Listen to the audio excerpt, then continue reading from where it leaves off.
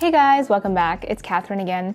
Today we're gonna do something a little different. I realized I haven't had the chance to do any personal side projects for fun in a while, so I thought I'd take you along with me as I build a Connect 4 game using just React and JavaScript. I love the game Connect 4, and apparently it's a pretty popular interview challenge, so I thought it'd be a fun idea to do it as a video. And while this won't be a line-by-line tutorial, I'm gonna share with you some of my insights throughout the process and also link the repo in the description below. Without further ado, let's get started. I chose this project not just because it's actually a very popular interview question, but because it also gives you some practice with key React fundamentals such as state management, handling user interactions, and component design. Making even simple games intimidates me a bit because I'm so used to just working on CRUD apps in my day-to-day, so it can be really hard to even know where to begin.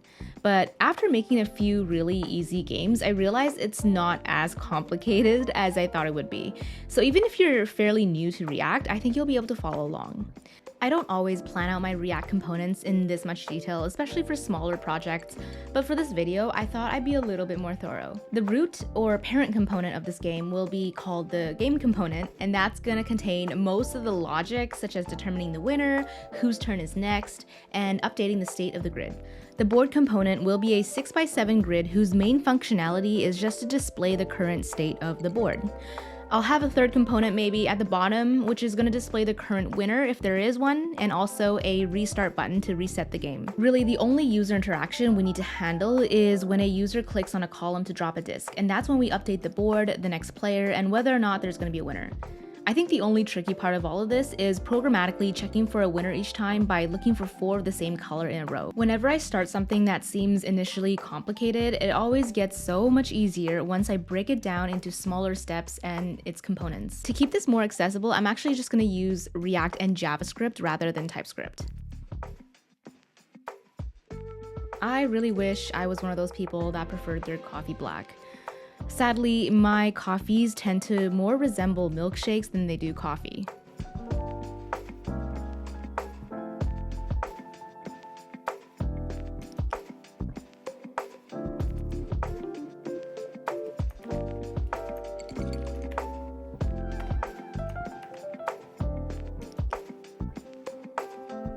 Things change so fast in the front-end world, and I learned a while ago that Create React app is now deprecated and people are using Vite, but I don't actually know how to set up a brand new React project from scratch because I haven't done it in a while.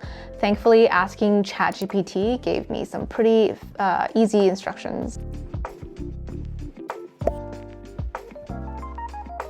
If you're looking for an easy way to get your portfolio website up and running, today's sponsor, Hostinger, has you covered. I hate spending time configuring web servers or setting up domains, and Hostinger makes that whole process effortless. I added a website using their empty website template since I'm going to deploy my project directly on the web server. Using their built-in file manager, it was really easy to move files. I was also able to set up a database right away. Hostinger also makes it really easy to claim your free domain fast, so you don't have to worry about changing domains later. But Hostinger offers so much more. They provide top-tier security with free SSL certificates, a must because it lets visitors know that your site is legitimate, a malware scanner, and DDoS protection so your site stays safe and trustworthy. All their plans are super affordable, but I personally chose the business plan for the free CDN, which speeds up image loading and daily backups because I'm a data hoarder and I like to know that my data is safe. If you're ready to get started, go to hostinger.com/Catherine and click on Claim Deal to sign up. And because we partnered with Hostinger for an exclusive offer, I recommend signing up for the 48-month plan for the best value. Use my promo code Catherine at checkout for 10% off for a limited time.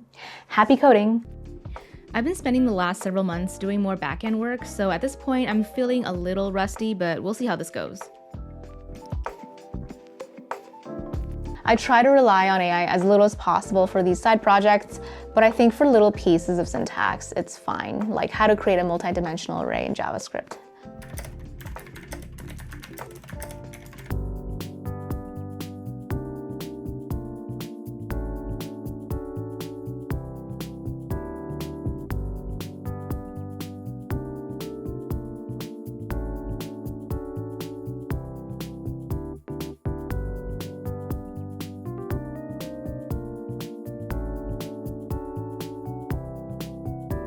right, I gotta say our Connect 4 is looking pretty good.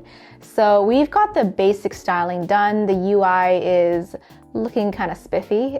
Nothing is working right now, so that's what we're gonna do next.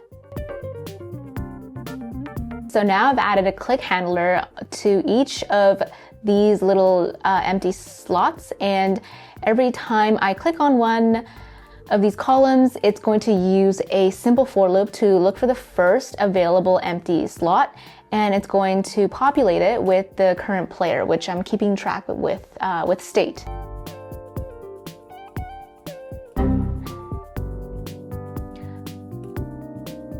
Okay, so it looks like I have a bit of a bug. Once I click on a column that's already full, it throws an error. So what I need to do is just check to see if there's actually available slots in that column before setting the state. So now it looks like we have a different error. We can't seem to insert anything into the last row of the grid. I think I know why. We're checking to see if this is 0, but we should be checking to see if it's less than 0. So that means there's no space in that column. Okay, so that works. Okay, but if you click again, it still throws an error. Okay, I see why. We're returning null here. We're checking for a number, but here we're returning null where we should be returning a number. We'll return -1 if there's no more space. This is where TypeScript would have come in handy.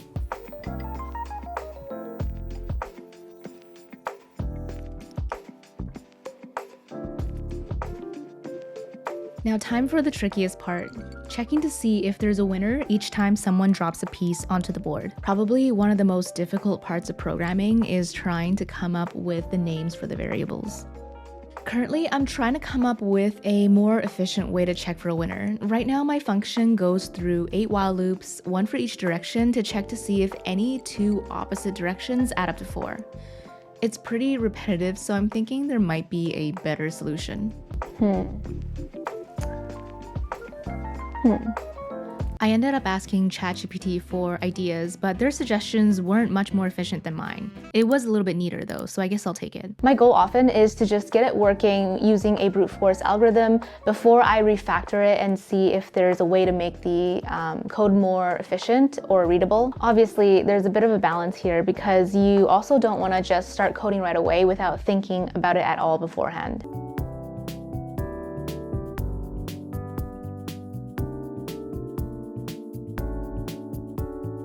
Another useful feature would be some sort of hover effect so that when a user hovers over a column, there is some sort of visual aid to show them what column they are about to drop their disk into.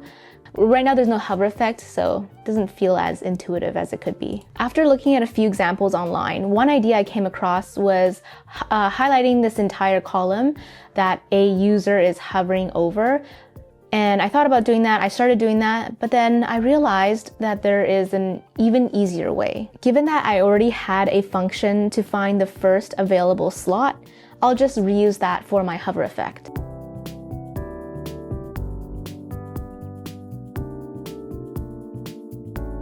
All right, so I've added a hover effect. So now a user gets a visual cue of where they're about to drop their disk into before they actually do. So that makes it a little bit more intuitive. And I think that was a lot easier than trying to change the background color of the entire column just because of the way that I've set up the grid.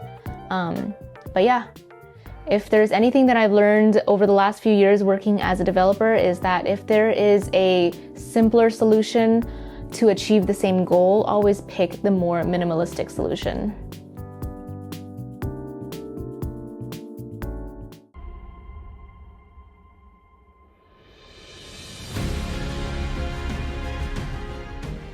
If I wanted to add on to this project, I think having a fun CSS animation to show the disk sliding into the slot would be really cool, as well as maybe adding in some music when someone wins the game. Anyways, I hope you guys have enjoyed this video. Let me know in the comments below if you have any feedback about the code or the game. Like I mentioned, I'm going to link the GitHub repo for this project in the description box below, so go check it out if you want to try it out for yourself. Thanks for watching again, and I will see you in the next one. Bye-bye.